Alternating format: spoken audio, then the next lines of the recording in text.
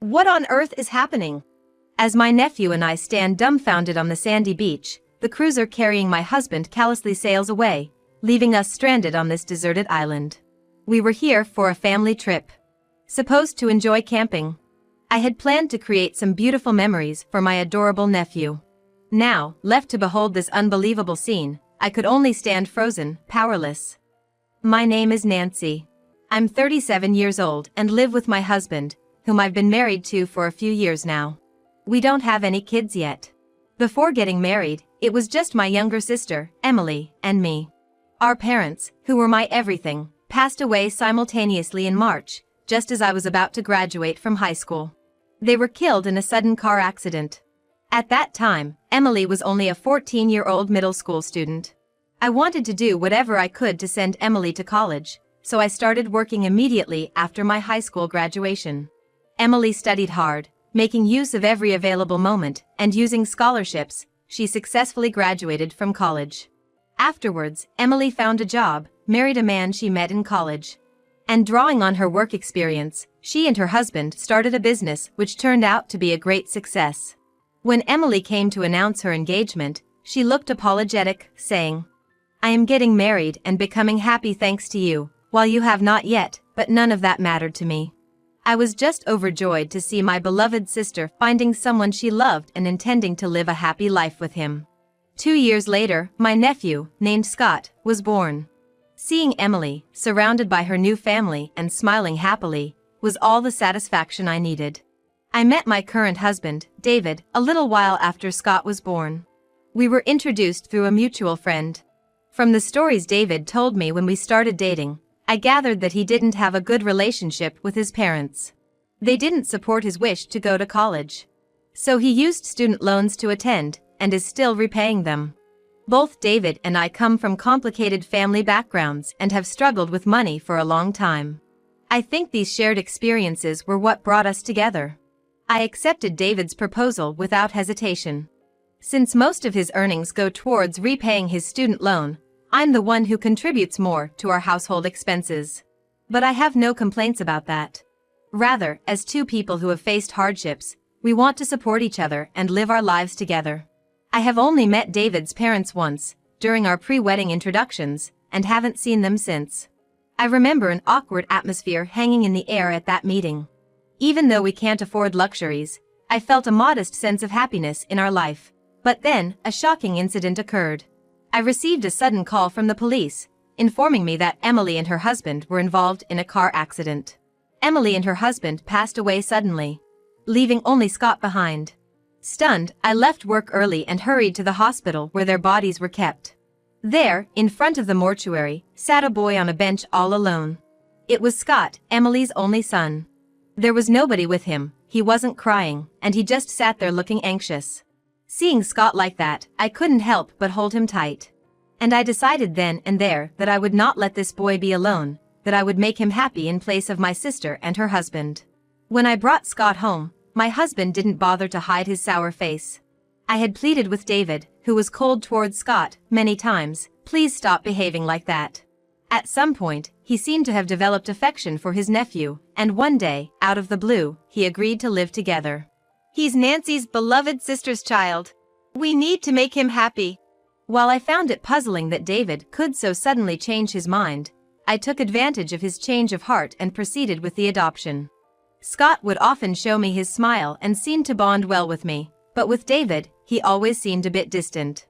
David's initial attitude towards Scott was very cold, and above all, Scott had just lost his biological parents. Until Scott calmed down, I decided to let things happen naturally, without pushing him. Additionally, Emily and her husband had left a considerable amount of inheritance for Scott. However, I decided it would be best to let Scott decide what to do with the money when he gets older, and until then, I decided not to touch it. Without David knowing, I prepared a safety deposit box and stored all documents related to the bank book, checks, and inheritance. By the way, Scott would sometimes stare blankly into the distance. There were also times when he appeared to be listening to something while staring at nothing. I had some idea about this. Emily once said, "Scott seems to be able to see and hear things we can't." However, I found it hard to believe at the time and brushed it off. This went on for a few months. Then, David suggested that we take a trip. I'm thinking of going to a campground on an isolated island by cruiser. They have all the facilities there. That sounds fun. But isn't the cruise expensive? You don't need to worry about that. A friend of mine was supposed to go, but something came up and he gave it to us at a very cheap price. Seeing David so happy, I slowly warmed up to the idea. I thought it would be a great opportunity for Scott. I hoped that cruising and camping would help change his mood. Well, let's get ready then. As David cheerily left the room, Scott watched him go with a surprisingly cold gaze. Scott, what's wrong? Aunt Nancy, there's something I want to tell you, but we have to keep it a secret from Uncle David. With that, Scott showed me something that looked like a voice recorder. And the conversation that played from it left me stunned. On the day of the trip, the cruiser carrying us left the harbor early in the morning. When we arrived at the island, David was the first to disembark and helped Scott and me off the cruiser. Nancy, watch your step there. Oh, thank you. Scott, be careful not to trip, okay? Yeah. Seeing David in such a good mood, I was both bewildered and happy. After all, it was our first family trip together. I wanted to make many wonderful memories for Scott. David, I'll unload the camping gear from the boat. You two go ahead and find a good place to pitch the tent. Okay. Holding hands with Scott, I walked away from the ship. Once he saw us leave, David went back to the ship and began talking to the cruiser driver. And then... What? Unbelievably, my husband didn't disembark from the cruiser. Instead, he left Scott and me on the island, and the cruiser began to speed off into the open sea. In no time at all, the ship had disappeared from sight. What on earth is happening? I was completely at a loss for what was happening and mumbled these words to myself. Nancy, it's okay, Scott said. But... Mom said someone would come soon. Mom? Emily? Emily said that? Scott nodded emphatically. It reminded me of something Emily once told me. Scott seems to have some kind of mysterious power. He can see auras of good and evil in people and things, and recently, he seems to be able to predict the near future, albeit vaguely. Predictions about the near future like a package will arrive soon, or someone will come around the next corner. The details of these predictions are often vague, but they pertain to the near future. When Emily told me this, I didn't really believe her. Surely not, I thought. Yet, in this situation, I clung to Scott's words. With a surge of hope from Scott's words, I decided to first protect myself from the heat of this midsummer day and moved to a shaded area where there was a breeze. I conserved energy by moving as little as possible. Luckily, we had a flask of tea in Scott's backpack, and we shared it. Scott, are you okay? You don't feel sick or anything, do you? I'm fine. What? Nancy, look! They're coming!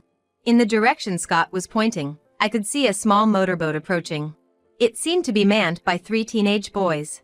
They looked extremely surprised to see us camping with only one bag. Of course they were.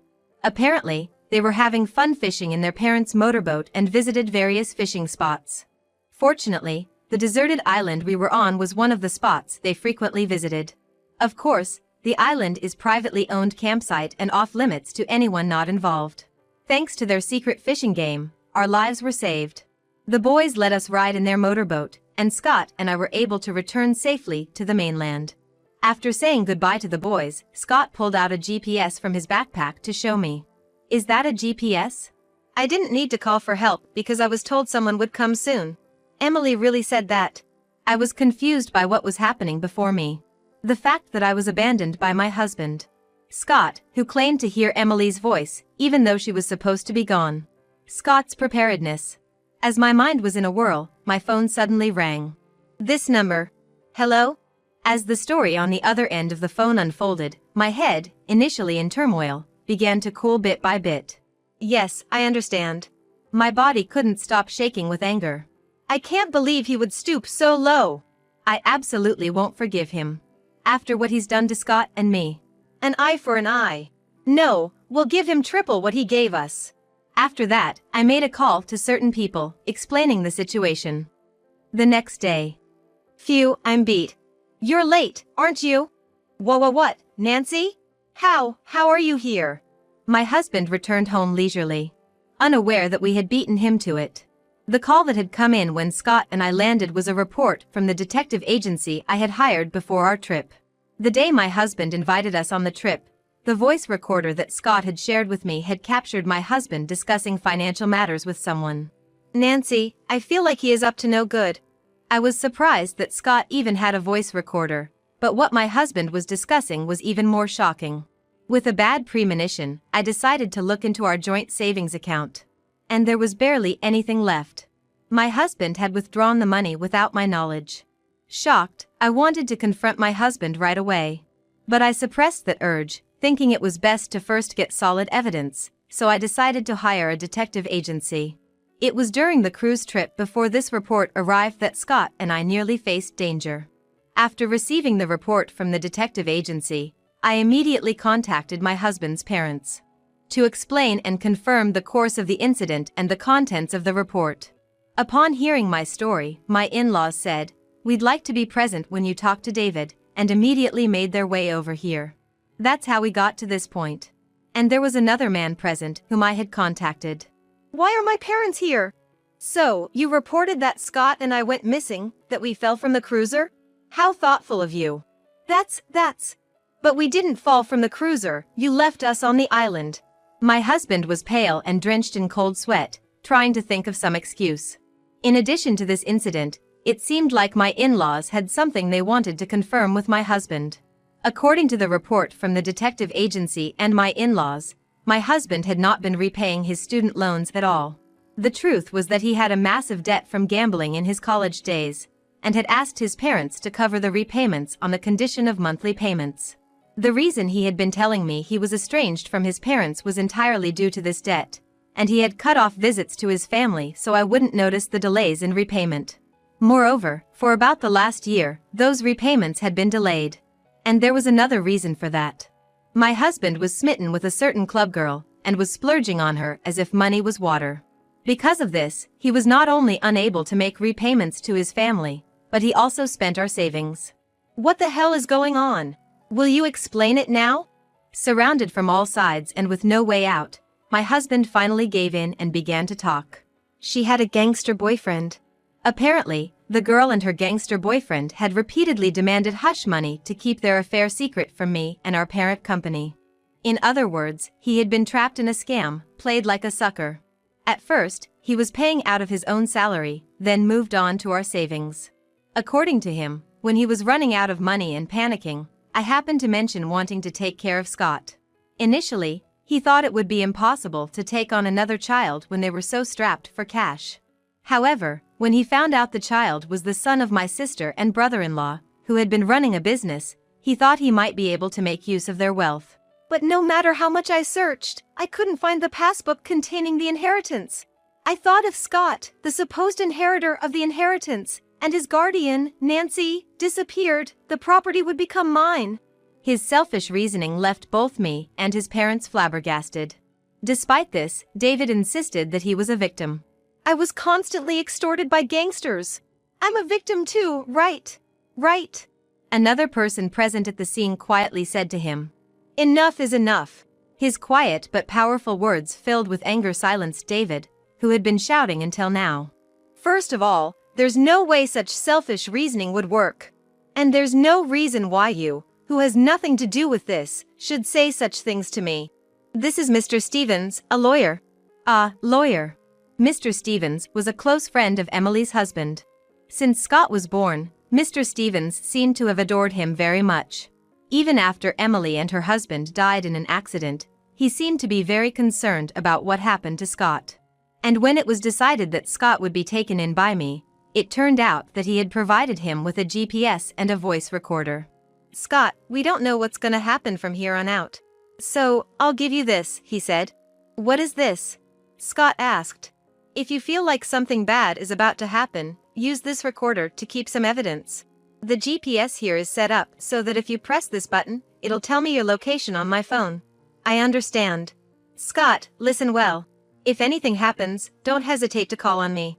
It was thanks to Mr. Stevens that Scott could record suspicious conversations of my husband and have the means to call for help using the GPS, if necessary. And that ended up saving not only Scott but me as well. "Scott is very important to me. I'll never forgive you for putting him in danger. My husband, unable to respond, just fell to his knees. Without any will to resist left, my husband was taken away by the police officers that Mr. Stevens had called. Later it turned out, the driver of the yacht was a gambling buddy of my husband's. He had apparently persuaded his friend that if the plan went well, they would make a lot of money, and got him involved in this scheme. The man was also sentenced to heavy punishment for his involvement in this murder and several other crimes. As for the girl who triggered this whole commotion and her gangster boyfriend, they were already on the police radar as habitual con artists. My husband's arrest led to their arrests as well, Mr. Stevens told me later. After my husband was arrested, I immediately filed for divorce. And so, I started living alone with Scott. Raising a boy was challenging and I often felt lost, but with the help of those around me, I managed to make it work. As for Scott's mysterious powers that greatly helped solve this case, it seemed to gradually disappear as he grew up. He doesn't hear voices of invisible people or see auras anymore, Scott tells me with a smile. Although I feel a twinge of sadness about it, seeing Scott smiling happily brings me great contentment. Mr. Stevens, who adored Scott, seemed very worried at first about me managing the inheritance as Scott's guardian. Aunt Nancy is fine, Scott assured him. Really? Why do you say that? Because Mom said so. She said she would definitely protect me, Scott replied with a grin. It seems he took Scott's words to heart. Before long, Scott started to beg to go out and play with just the three of us. Now, Scott watches with a happy, slightly mischievous face as Mr. Stevens, who has now completely warmed up to me, and I talk. Whenever I asked, "Why are you looking at me like that?" Scott would dodge the question with, "It's nothing." And at those times, Mr. Stevens would invariably let out an awkward, strained laugh. After several such exchanges, one day Mr. Stevens proposed to me, mentioning the prospect of marriage. Shocked, I asked Scott, "Did you know this was going to happen?" To which he replied with his usual evasive smile, "Who knows?"